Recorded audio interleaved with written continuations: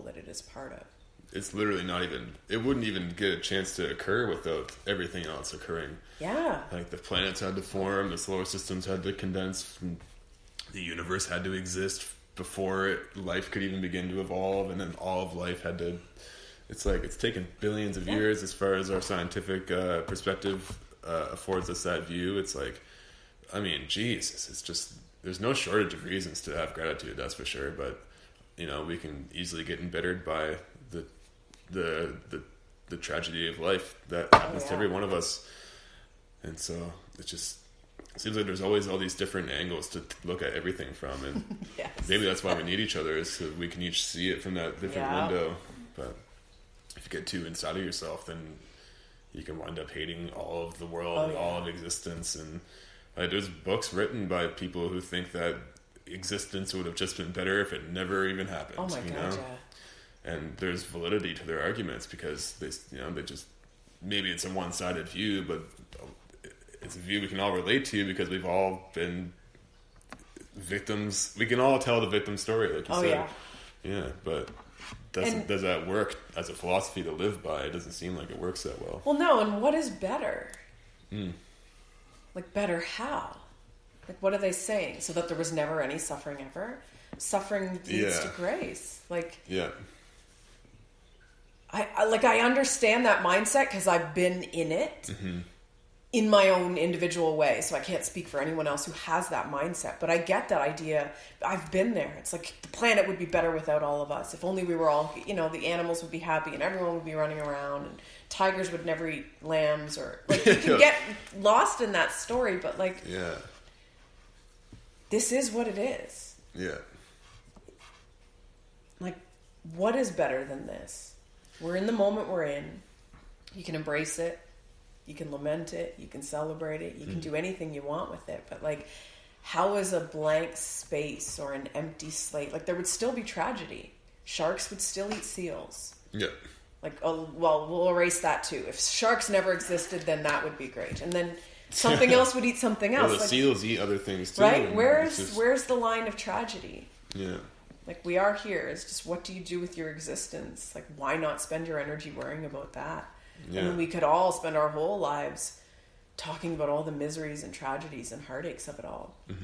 Or you could spend your whole life talking about the beauty and just how great it all is. Other people do that. It's another extreme. Yeah. Somewhere in the middle is this perfect space of like, yeah, it's awful and it's wonderful and it's hard and it hurts. And it feels great sometimes, and all of it, and like wholeness again. Like, what would happy be without heartache? Yeah, it'd be absolutely nothing. It would just be ordinary. We would just be like zombies, kind of. It can't sustain itself in and of itself. The experience is naturally going to take the dip down. It's like, it's not just going to flatline like that. And if it did, then it would just be just flat. Even though it's like the fact that life's experiences are punctuated by like joy and pain and joy and pain and everywhere in between. That's what gives it its richness. And so if it was just all anything, and there was nothing to measure it against, it would be just this mundane flat. It'd be meaningless, I think. Just be meaningless, right? Which is a crazy paradox. It's like, okay, so life without pain and suffering is meaningless. Then it's like, but life of only pain and suffering is just as meaningless. Pain has an undeniable meaning to it. Like, no one tries to argue pain when they're in it, but I mean, that's not sustainable either, because like, you just blow your brains out if that was the case, There has to be the ebb and flow. And I've always, like, I've been really curious, I'm sure you have thoughts on this, about, what if we didn't die? Like, that's probably like a 16-hour podcast episode, maybe. We don't need to get into it, but it's just, it's that same thing of like pain and suffering, or, the eventual end of it all. Is that part of why it's so beautiful and precious? Yeah, I think it's coming back to how you're talking about honoring the oneness of it all and the specific individual nuanced tiny little multiplicity of details that it's all comprised of as well, and both those things together the fact that it's temporary and short. I'm sure when the moment comes that you're dying, it's like, wow, that ended quick, you know. Like it might think like it's dragging on in the moment, especially if you're, you know, at some shitty office cubicle for 15 years and you can't stand it. But nonetheless, I mean, there's like an awakening that happens to everyone at the moment of death, and people who have near-death experiences do not come back the same. Like, no. For better or worse, it's like that stark reality that it's gonna be all over someday. That just kind of it like begs you to live, you know, properly. And I think too many people just they sweep death under the rug and they don't want to think about it. They don't want to talk about it. And then to touch on your question about what if we lived forever, I'd kill myself eventually. I wouldn't want to do it. What would happen? I don't know.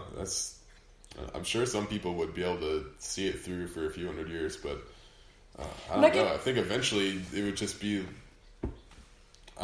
Maybe your perspective of time would stretch out because as you get older, time seems to go by faster. Yeah. Like when you're a kid, summers lasted for a whole lifetime, but honestly, maybe you would wind up. I don't know.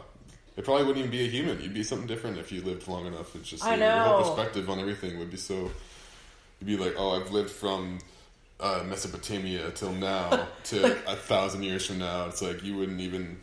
Oh my gosh, you'd probably be sick of it. I am sick of all these human things. Yeah, it's just all these patterns. You know, things like you guys keep figuring it out and building great cultures and then falling apart because you all forget it and then you figure it out again and then things get good and you forget it all again. Yeah. It's like how many revolutions of different things and actual revolutions themselves. The last super big revolution would have been the French Revolution, right? So, yes. But before that there was the Catholic and Protestant Reformation, which was another form of revolution. And it's just like every couple hundred years there is this kind of shift in so far as history is concerned, and it's just, I think that there are patterns that exist, and if we lived forever, we would just be. Oh my god, it would be exhausting. It would be exhausting too. It's like, yeah. I mean, assuming that you would never just die, so long as you constantly maintained that you were fed and had water and stuff. Yeah. So you'd still be working the whole time to pull that off, unless you could just not do anything and just stay alive somehow. I mean, I don't know. It just doesn't seem to... And, it would kind of lose its meaning, because there would be no... I mean, you'd have to somehow exist just for sheer existence sake, just for the sake of experiencing the phenomena of life. Well, and you'd have to be so into that you'd never get bored. Sleep for years on end, just shut down for a couple of decades, come back to, you'd have to take, I think, like a power nap, in the run of a day might be 10 minutes to an hour. Power nap, if you lived forever, could be a decade or longer, just shut down, let the brain just stop. Yeah. And like the reason I get kind of curious about it is because I think sometimes in North American culture in the West, we're not entirely aware that we're going to die. Yeah. It's not really a thing we like to admit. Death is like a very quiet, whispered, secret thing. We have ceremony around keeping it that way. And so I just wonder, that sort of non-admittance of it, is it the same as I'm never actually going to die? I'm going to live forever. Yeah, it's weird. I don't know if it's that good, because assuming it's good to live forever, which is quite an assumption, but it seems to be this kind of just willful blindness, like pushing away against this thing that just is ever looming and anxiety provoking and all that stuff. And I mean, I think about this scene in Fight Club, the movie Fight Club. Yeah, it's like one of my favorite movies. Oh my god, I watched it for months at one point. Just got obsessed with it. But there's that one scene where Tyler Durden goes and takes that guy from the convenience store and throws him on the parking lot at back and puts a gun to his head and says, like, what did you want to be? What did you want to be? He's like, oh, I wanted to be a veterinarian. He's like crying and sobbing. He's like, I'm going to check on you in a month or something. He's like, if you're not on your way to becoming a veterinarian by then, I'm going to put a bullet in the back of your head. And he just sprints off crying and screaming and freaking out. And the dude, who is never properly named, because it turns out he's spoiler alert, Tyler Durden, same Durden, guy. yeah. But he's like, what the hell, man? What'd you do that for? And he's just like, that guy's going to wake up tomorrow and he's going to have the best day of his life. His breakfast will never have tasted better. His wife will never have looked more beautiful, or just, it'll be rich.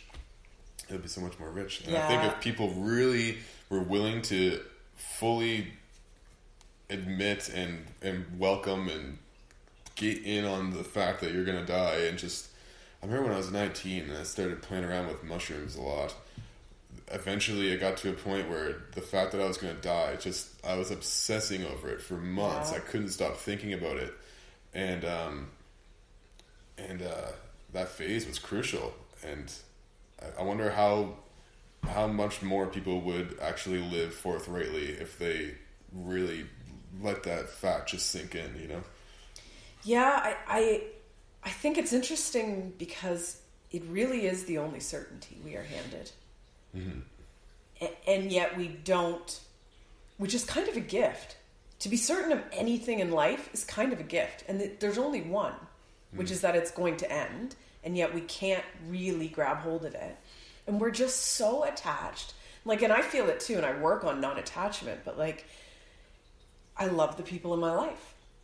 I would, like, what happens when I die? Am I going to forget who they are? Am I going to forget how much I love them? And, that spiral starts. And like, I'm not so much attached to stuff and things now, but, when you live these stories, and some of them are great, and love affairs or successes, like, we're attached to that stuff.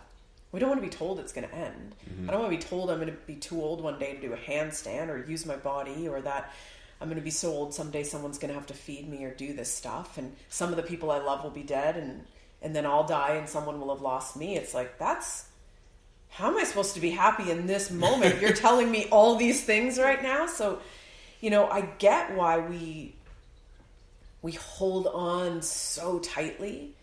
And yet the reason it's so hard is because of the holding on in the first place. Yeah, I think it's a part of the reason it's hard, for sure. Right? And it's why practicing non-attachment is such a cool practice. And you don't have to do it in its entirety. Like, some people sell all their things and move to a monastery. Like, there's not enough monasteries for all of us. It's not going to happen. But it's also like not such a small amount of people would actually enjoy living at a monastery. It's like, why? And to suggest that to everybody would be diminishing what it is that they would do if they could just live their life however they saw fit, if provided they were oriented towards making things better. Yeah, it's I think you can do it all within the society we have. It's just can you start to lessen the grip on the things and the stories and the and this idea that your whole identity is wrapped up in the periphery. Mm-hmm. In the house, in the bed, in the couch, in the labels, in your own ideas, in all of it. Yeah, I think because I wrestled with that whole non-attachment thing too for a while, and because I couldn't get away from. It's like I can't get away from being attached to things. That's what I found. Yeah. And the conclusion I've kind of come to. I mean, it's a loose conclusion because the only conclusion is death, right? Yeah. But it's like, so long as the attachment is impeding your development and growth and progress through life, maybe it should be let go of. But as long as I think it's not, I mean, I think it's important to be attached to other human beings, and because we form such strong bonds, and it affects our biochemistry and everything. Yeah. I think maybe not being too attached to non-attachment even is an important thing too, because it's like, you gotta accept death and kind of like feel the river of life trickling through your fingers with every moment, and that brings a certain quality to your interpersonal relationships with people, because it's like, I know you're gonna die, I know you're gonna die, I know I'm gonna die, so I'm gonna freely give myself permission to engage with people and get close, and then freely engage in the grieving and the heartache of losing everything, because we all lose everything. And that's like, I think that's something like what really deep courage is to like really live life and stand up straight even though hell is on its way. Yeah. And let it. And where appreciation comes from, because the more that you're aware that